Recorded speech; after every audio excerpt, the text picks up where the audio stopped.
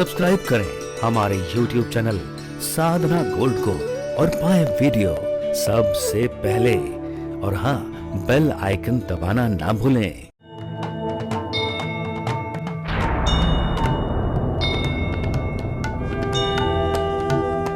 दो संत एक दूसरे के सामने बैठे हुए हैं। संसार के जब लोग मिलते हैं ना तो लोक वार्ता करते हैं, संसार की बातें करते हैं, व्यापार की बातें करते हैं।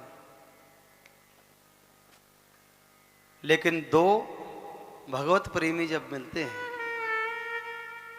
तो मात्र प्रभु की चर्चा के अलावा कोई और बात होती नहीं। चार मिले 64 खिले 20 रहे कर जोड़। चार मिले 64 खिले 20 रहे कर जोड़। हरिजन सो हरिजन मिले बिह से साथ करो।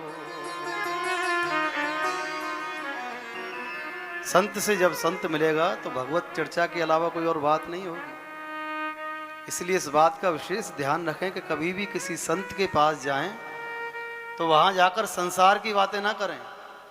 उसने ऐसा कर दिया, उसने ये कर दिया। संसार की लोक चर्चाओं से संतों को क्या काम है? अगर बेमन से तुम्हारी बात सुन भी लेंगे तो यही सोचते होंगे कब ये यहां से उठ के जाए, क्योंकि उन्हें प्रभु की चर्चा के अलावा कुछ और सुहाता नहीं। कभी भी जाएं संत के पास, भगवत चर्चा करें, बोलें कम सुने ज्यादा। क्योंकि अगर कुछ प्राप्त करना है ना तो प्राप्त करने के लिए मौन रहना आवश्यक है। जिस प्रकार से पात्र में कोई जल भरा हो, दूध भरा हो और उसी में से निकाल कर लिया जाता हो तो वो खाली होता रहता है, होता रहता है, होता रहता है। लेकिन अगर उसको वापस से भरना हो, इसी प्रकार से जीवन है। संत के पास जाए, किसी विद्वान के पास जाए तो बोले कम सुने ज्यादा। उद्धव जी की विदुर जी के साथ वार्ता हो रही है, प्रभु का चिंतन कर रहे हैं, प्रभु की लीलाओं को याद करते हैं। प्रभु की लीला को याद करते हुए विदुर जी कहते हैं, उद्धव जी मुझे आज भी इस बात की स्मृति है कि एक बार श्याम सुंदर जब हस्तिनापुर में आए तो दुर्योधन ने प्रभु के लिए 56 भोग का आयोजन किया और श्याम सुंदर को निमंत्रण दिया कि प्रभु मैंने आपके लिए 56 भोग बनवाए हैं केशव। जब ये बात सुनी 56 भोग बनवाए हैं तो श्याम सुंदर कहने लगे, भैया देखो, या तो कोई किसी के यहाँ अभाव में खाता है या कोई किसी के यहाँ प्रभाव में खाता है। अभाव का मतलब, मान लीजिए हम रात के समय किसी के यहाँ पहुंचे, 12-1 बज रहे हो, भोजन किया ना हो और सामने वाले ने झूठे को ही पूछ लिया, भैया भोजन करोगे ना, अब भूख लग रही है तो क्या मना करोगे? अभाव है, कहीं और व्यवस्था हो नहीं सकती? हाँ जी करेंगे। ये अभाव में हुआ। प्रभाव में आप घर से भरपेट भोजन करके निकले हो, किसी बड़े राजनेता के यहाँ पहुंचे या किसी संत के पास पहुंचे या किसी अधिकारी के पास पहुंचे, आपका पेट भरा हुआ है और उस समय अगर वो आपको कुछ खाने के लिए कहे तो आप मना कर सकते हैं? हाँ जी बोलो ना, नहीं मना कर सकते ना। क्यों?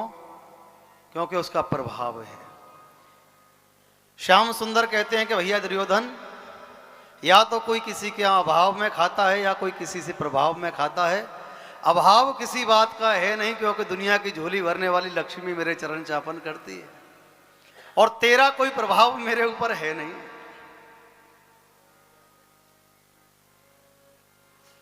श्याम सुंदर कहां पहुंचे? विदुर पत्नी के यहां पहुंचे। दरवाजा खटखटाया, काकी सुलभा जी स्नान कर रही हैं। जैसे ही श्याम सुंदर की आवाज सुनी, केशव आए, दौड़ पड़ी, दरवाजा जाकर खोल दिया है। श्याम सुंदर ने अपनी कारी कमरिया विद्रानी को उड़ाई है। विद्रानी के नेत्रों में अश्रुपात। कहने लगी, केशव विश्वास नहीं होता, तुम्हारे काका कह तो रहे थे कि श्याम सुंदर आएंगे और वो बाजार गए हैं कुछ व्यवस्था करने के लिए, लेकिन बताया नहीं कि आप अभी आ जाओगे। बैठो बैठो बैठो। श्याम सुंदर बैठ गए। कहने लगे, काकी बात बाद में करेंगे, बड़ी जोर से भूख लगी है, कुछ खाने के लिए हो तो दो। घर में कुछ नहीं था, मात्र कुछ केले रखे हुए थे। लेकिन भक्ति की पराकाष्ठा किसे कहते हैं और भगवत दर्शन किसे कहते हैं कि जब प्रभु कोई सन्मुख हो तो मात्र प्रभु के अलावा कोई दूसरा दिखाई ना पड़े। विद्रानी जी केले के छिलके उतारते उतारते श्याम सुंदर को छिलके खिला रही हैं और केले जमीन पर गिरा रही हैं। दृष्टि श्याम सुंदर की मुखारविंद की ओर है और श्याम सुंदर बड़े मजे से केले के छिलके खा रहे हैं। जैसे ही विदुर जी आए, देखा कि केले पृथ्वी पर पड़े हुए हैं और केले के छिलके श्याम सुंदर खा रहे हैं। हाथ पकड़ लिया, अरे विद्रानी क्या कर रही है? श्याम सुंदर को केले के छिलके खिला रही है। स्वामी मुझे तो भान ही नहीं रहा। श्याम सुंदर कहने लगे, काका जी बुरा मत मानना, लेकिन आपने तो मेरा आनंद खराब कर दिया। जो स्वाद मुझे इन छिलकों में आ रहा था, वो स्वाद तो दुर्योधन के 56 भोग में भी नहीं रहा होगा। कथा में आता है कि ब्रह्मा जी के पुत्र हुए हैं मरीचि, और मरीचि के कश्यप। कश्यप की 2 पुत्नियां हैं, दिति और अदिति।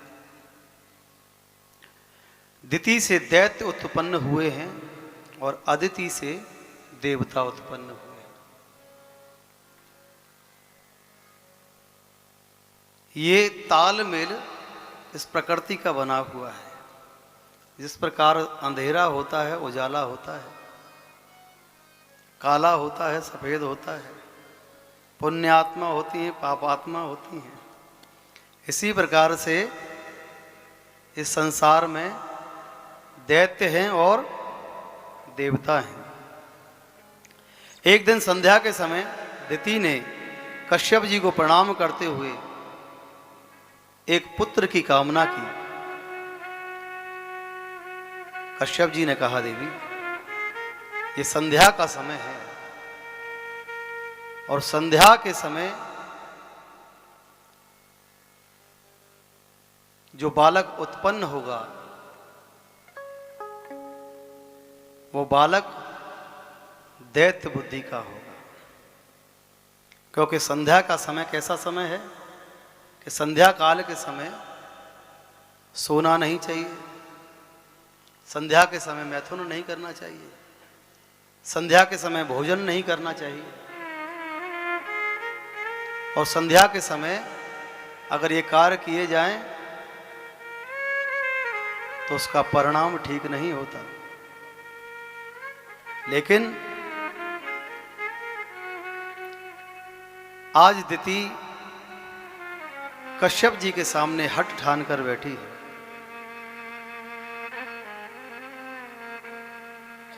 कश्यप जी को दिति की बात माननी पड़ी। इस काल में जब गर्भाधान हुआ, इससे रुद्र भगवान का अपमान होता है। किसका? रुद्र भगवान का अपमान होता है, जिससे महाभयंकर 2 दैत्य उत्पन्न हुए। दिति ने रुद्र भगवान से क्षमा मांगी, जिससे इतना सुपात उसको आश्रय दिया कि तुम्हें दैत्य तो उत्पन्न होंगे, लेकिन तुम्हारा पौत्र जो होगा वो भगवान का भक्त होगा।